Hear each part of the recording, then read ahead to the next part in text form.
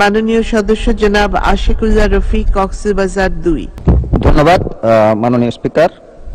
জাতীয় সংসদের 2024-25 যে বাজেট পেশ, সেই বাজেট পেশের উপর সাধারণ আলোচনায় অংশগ্রহণের সুযোগ দেওয়ার জন্য আপনার প্রতি কৃতজ্ঞতা জানাচ্ছি। সেই ব্রিটিশ পিরিয়ডে রেল লাইনের সমীক্ষা করা হয়েছিল।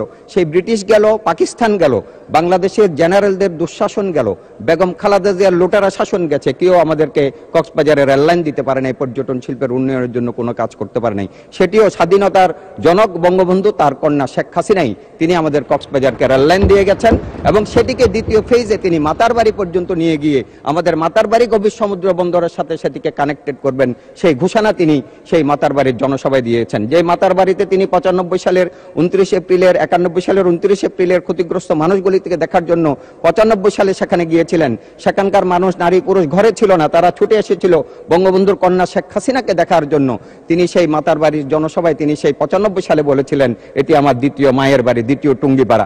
আর তিনি যখন গত 11 নভেম্বর 2023 সাল সেই মাতারবাড়ি গেছেন, তখন তিনি বলছেন যে এটি আর টুঙ্গিপাড়া থাকবে না, এটি সিঙ্গাপুর হয়ে যাবে, এটি বাংলাদেশের মানুষের অর্থনৈতিক গেটওয়ে হিসাবে এই মহেশখালী বিবেচিত হবে, এই কক্সবাজার জেলা বিবেচিত হবে, এই মাতারবাড়ি বিবেচিত হবে। সেভাবে আজকে বাংলাদেশে বাজেট বাস্তবায়ন সহ সামগ্রিক উন্নয়নের জন্য মাননীয় প্রধানমন্ত্রী বঙ্গবন্ধুর কন্যা তিনি বাংলাদেশের জনগণের প্রত্যন্ত এলাকার জন্য তিনি কাজ করছেন।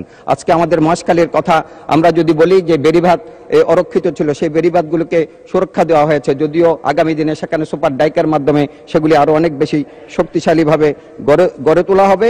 এবং একইভাবে মাননীয় প্রধানমন্ত্রী সেদিন তার যে কর্মসূচি, এত ব্যস্ততার মধ্যে, 1 মিনিট মাননীয় স্পিকার, একটু কক্সবাজারের বিষয় দীর্ঘ অনেক লম্বা রেলপথ গিয়েছে, আর একটু সময়ও দরকার। যাই হোক, ধন্যবাদ, আমি কৃতজ্ঞতা জানাচ্ছি। মাননীয় স্পিকার, আপনিও অনেকবার গিয়েছেন, আমি আপনাকেও একবার অনুরোধ জানাবো, আমার মহেশখালীতে আপনি একবার আসবেন। আজকে কক্সবাজারে আরো ব্যাপকভাবে ইনভেস্টমেন্ট আসা দরকার। আজকে মেরিন ড্রাইভকে 4 লেনে উন্নীত করা হচ্ছে, কক্সবাজার সড়ক 4 লেনে উন্নীত হচ্ছে, কক্সবাজারের টেকনিক্যাল কলেজ এবং স্কুল, অবকাঠামো, মেডিকেল কলেজ, মেডিকেল সেগুলির উন্নয়ন হচ্ছে। সামগ্রিকভাবে আজকে কক্সবাজার বাংলাদেশের অর্থনীতিতে একটা বিশেষ অবদান রাখবে বলেই আমরা মনে করি কক্সবাজারে আরো বিনিয়োগ হওয়া দরকার।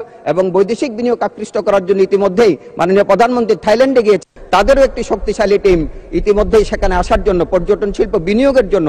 সোনাদিয়ার মতো ভার্জিন আইল্যান্ডগুলি রয়েছে। আজকে সেন্ট মার্টিনের উপর যদি আমরা ডিপেন্ডেন্টনেস কমাতে চাই, তাহলে মহেশখালী, মাতারবাড়ি, কুতুবদিয়া, এই সমস্ত আইল্যান্ডগুলি যেগুলি মাননীয় প্রধানমন্ত্রীর অত্যন্ত প্রিয় একটি জায়গা, সেই জায়গাগুলিকে আমরা আরো পর্যটন শিল্প, অন্যান্য SPM প্রকল্প, LNG প্রকল্প, পাওয়ার হাব এবং যে গভীর সমুদ্র বন্দর এবং সেগুলির কোঅর্ডিনেশনের জন্য ইতিমধ্যে মাননীয় প্রধানমন্ত্রী বিভাগীয় শহরের বাইরে কক্সবাজার একটি উন্নয়ন কর্তৃপক্ষ করে দিয়েছেন।